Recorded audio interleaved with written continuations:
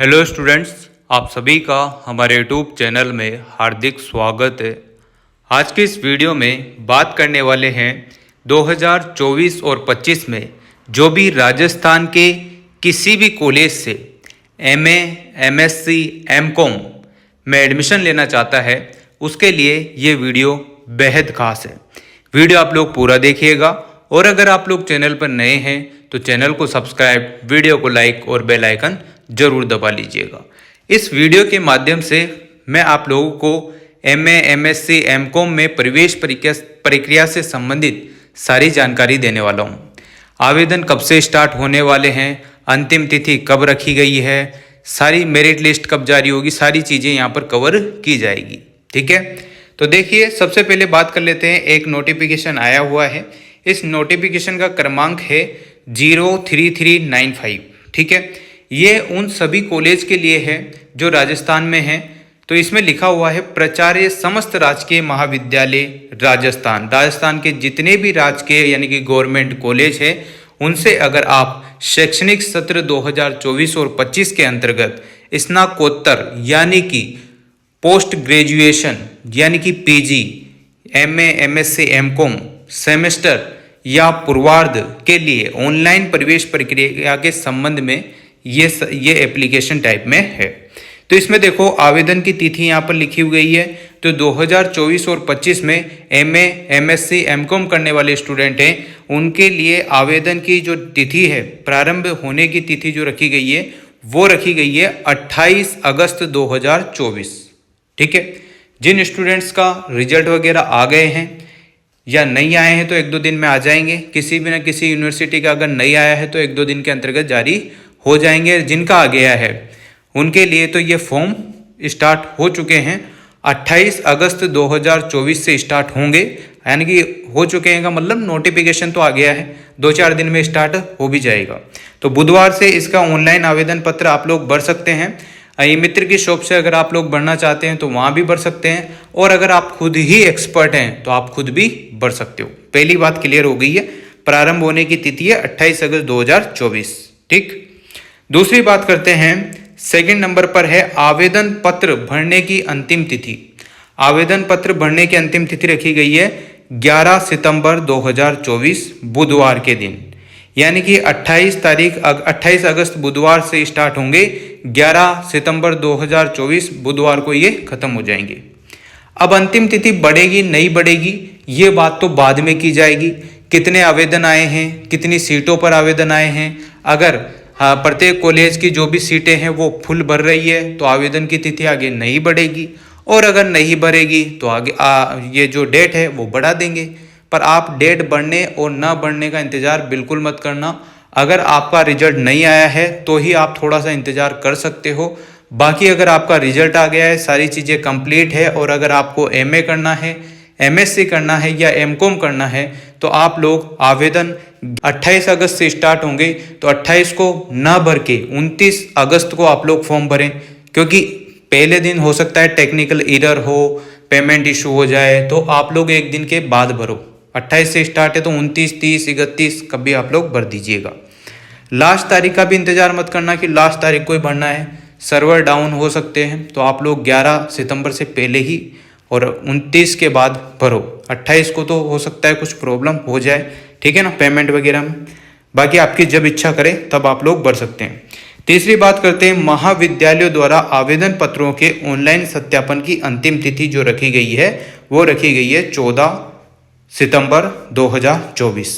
इसका मतलब क्या होता है, जैसे आपने फॉर्म वगैरह भरा तो उसकी एक हार्ड कॉपी वगैरह निकलती है, तो वो और जो भी आपके डॉक्यूमेंट्स वगैरह लगते हैं, समझ रहे हो, डॉक्यूमेंट्स वगैरह जैसे एबीसी आईडी हो गई, आधार कार्ड की फोटोकॉपी हो गई, आपके अगर आपने बीएससी कर रखी है तो उसकी जितनी भी मार्कशीट है first year, second year, third year की वो लगानी है ना, 10वीं 12वीं की लगानी होती है, मूल निवास जाति वगैरह वगैरह जो भी चीज़ें चाहिए वो सारी आप लोग लगा के या फोटोकॉपी करा के ले जाओ, 2-2 सेट बना के, ताकि अगर आपको लगे कि कहीं कुछ ना कुछ, समझ रहे हो, तो आपको दिक्कत ना आए।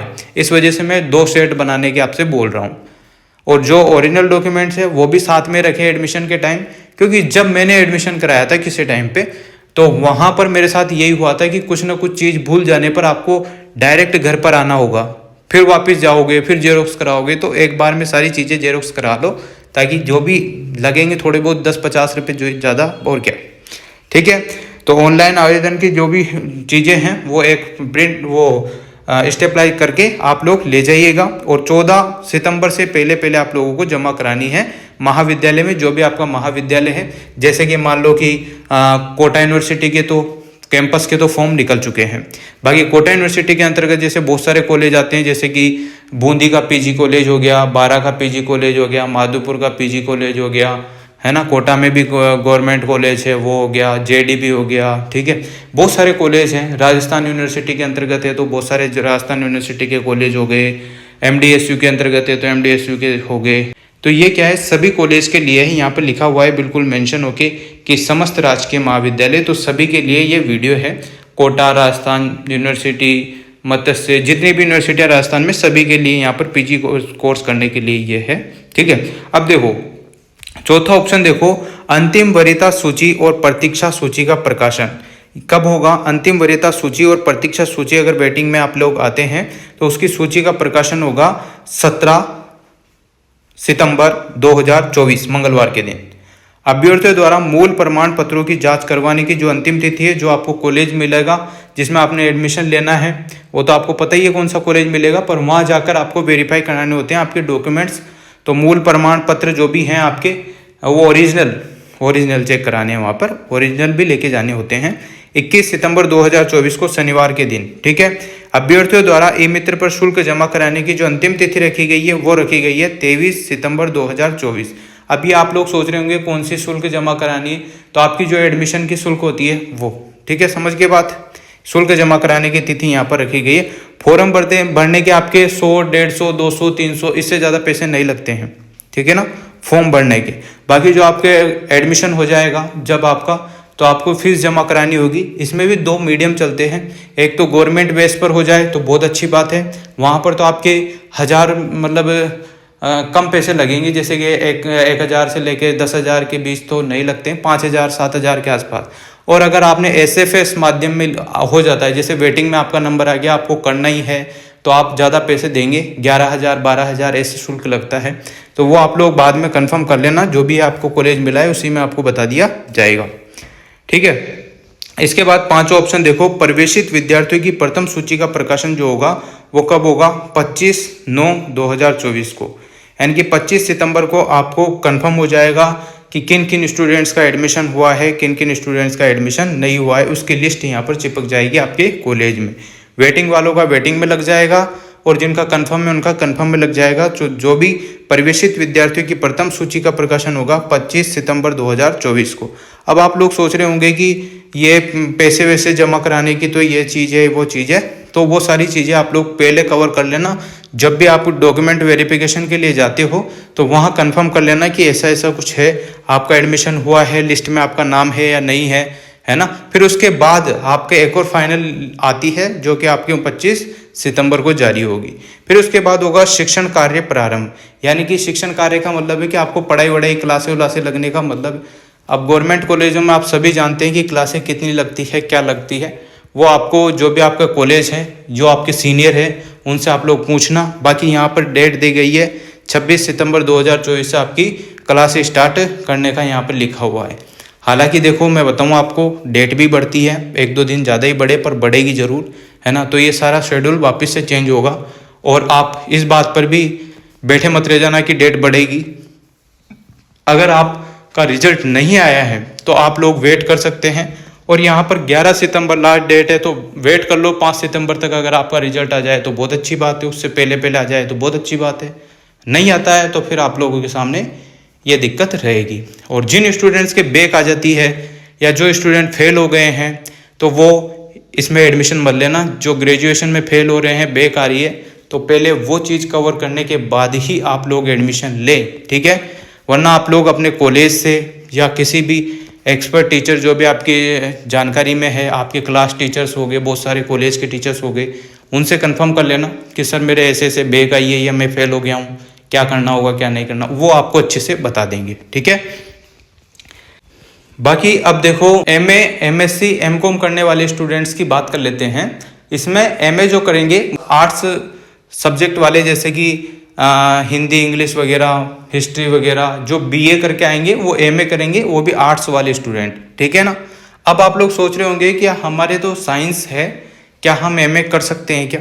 हाँ, अगर आपके साइंस है, आपके कॉमर्स है ग्रेजुएशन में, और अगर आप चाहते हैं पोस्ट ग्रेजुएशन करना आर्ट्स से, एमए वगैरह से, तो आप लोग कर सकते हैं। पर उसकी भी आप लोगों को जानकारी कॉलेज के जो भी सर हैं उनसे लेनी होगी, ठीक है ना, कि करना चाहिए नहीं करना चाहिए, क्या स्कोप है क्या नहीं है, वो आपको अच्छे से बता देंगे। क्योंकि मेरे को लगा ये बात करना, और जिन स्टूडेंट ने मान लो पहले से ही एमएससी वगैरह कर रखी है, साइंस बैकग्राउंड से है, और वो चाहता है कि मैं एमए करना चाहता हूँ, तो वो कर सकता है, ऐसी कोई विशेष बात नहीं है। आप लोगों को जब भी गवर्नमेंट जॉब मिलती है तब जॉब भी दी जाती है, ऐसी बात भी नहीं है। तो वो आप लोग कर सकते हो, जैसी आपकी इच्छा है वो आप सब कर सकते हो। बस अब ये ध्यान रखना कि ज़्यादातर सेमेस्टर ही अप्लाई हो चुके हैं, तो सेमेस्टर ही बेस पर आपका एग्ज़ाम होंगे, बाकी ईयरली बेस पर यहाँ पर एग्ज़ाम नहीं होंगे, चाहे एमए हो, एमएससी हो या एमकॉम हो। सभी कॉलेज की यही प्रक्रिया रहेगी। नई सेमेस्टर नई शिक्षा नीति जो लगी हुई है उसके हिसाब से मैं आपको बता रहा, ठीक है ना। कुछ सीटें होती है हर कॉलेज की, 20-25 ऐसे कुछ सीटें होती है, और प्रोसेस ऐसा रहता है इसका कि जैसे आपने सबसे पहले तो फॉर्म भरा, ठीक है। फॉर्म भरने के बाद आपको ई मित्र की तरफ से एक कागज़ वगैरह 2-3 कागज़ दे दिए जाते हैं, या एक फॉर्म कागज़ दे दिया जाता है। फिर उस फॉर्म कागज़ की एक फ़ीस होती है, वो फीस आप लोगों को ई मित्र के थ्रू ही जमा करानी होती है, जो भी होती है 2, 5, 10 हज़ार, जो भी 5 हज़ार, जो भी, ठीक है, शुल्क होता है, वो आपको जमा कराना होगा। फॉर्म की 100 रुपये लगती है, जब आपका नाम आ जाता है तब आपको शुल्क जमा कराना होता है। तो फिर बाद में आपको एडमिशन की फ़ीस भी जमा करानी होती है। इस टाइप से आपका प्रोसेस रहता है। कॉलेज में आपको जाना होगा, जहाँ आपको एडमिशन लेना है, वहाँ एक लिस्ट आती है, वहाँ पर जो भी एचओडी वगैरह रहते हैं या जो भी संबंधित टीचर रहते हैं सब्जेक्ट से संबंधित, वो आपके डॉक्यूमेंट वेरीफाई करते हैं, आपके जो भी जितने भी मार्क्स बनते हैं, किस सब्जेक्ट से क्या नहीं, कितने मार्क्स हैं, सब चीज़ें वहाँ पर होती है। डॉक्यूमेंट्स जो है वो ओरिजिनल लेके जाने हैं आपको, और फोटोकॉपी करा के तो लेके जाने ही है, ठीक है। फोटोकॉपी वाले तो वो रख लेते हैं, और जो ओरिजिनल है उसके थ्रू आप लोगों को देखा जाता है कि हाँ ये इसी बंदे का है या इसी का है या नहीं है, इस टाइप से चेक होता है। फिर आप लोगों की जो भी फाइनल मेरिट लिस्ट बनती है, जिसमें आप लोगों को कंफर्म हो जाता है कि वेटिंग में तो कितने स्टूडेंट हैं और ये कितने स्टूडेंट हैं। तो जो भी कॉलेज है, संबंधित कॉलेज, उसी कॉलेज के बाहर एक बोर्ड रहता है, उस बोर्ड पर आपके चिट्ठा लगा दिया जाता है, और अगर उसका कोई टेलीग्राम या कुछ चैनल है उसी कॉलेज का, तो उसमें भी आप लोगों के साथ शेयर कर दी जाती है। इस टाइप से कुछ प्रोसेस होता है। फिर आप लोग देख लेना जाकर कि मेरा एडमिशन हो गया है तो एडमिशन फीस जमा करा देना, नहीं हुआ है तो वेटिंग में है तो आपके वेटिंग के ज़्यादा पैसे लगते हैं, अगर आप करने के इच्छुक हैं ही तो, और नहीं है तो फिर अलग बात है, फिर आप लोग और चीज़ कर सकते हो जो भी आपकी इच्छा हो। इस टाइप से ये प्रोसेस होता है, तो आप लोग इस प्रोसेस पर ध्यान दीजिएगा, और इस टाइप से जो भी मैंने आपको चीज़ें बताई है वो सब आप लोग अप्लाई कर सकते हो। वीडियो अगर अच्छी लगी हो तो like, comment, share and subscribe. Thanks for watching. Telegram channel भी आप लोग ज्वाइन कर सकते हैं, चेतन वर्मा सर नाम से टेलीग्राम चैनल है, लिंक डिस्क्रिप्शन में या इस चैनल के अबाउट में आप लोगों को लिंक मिल जाएगा। ज़्यादा से ज़्यादा ज्वाइन करो और वीडियो को ज़्यादा से ज़्यादा शेयर करो, ताकि जो भी पीजी करना चाहते हैं वो आराम से कर सके, उन्हें कोई दिक्कत ना हो, ठीक है।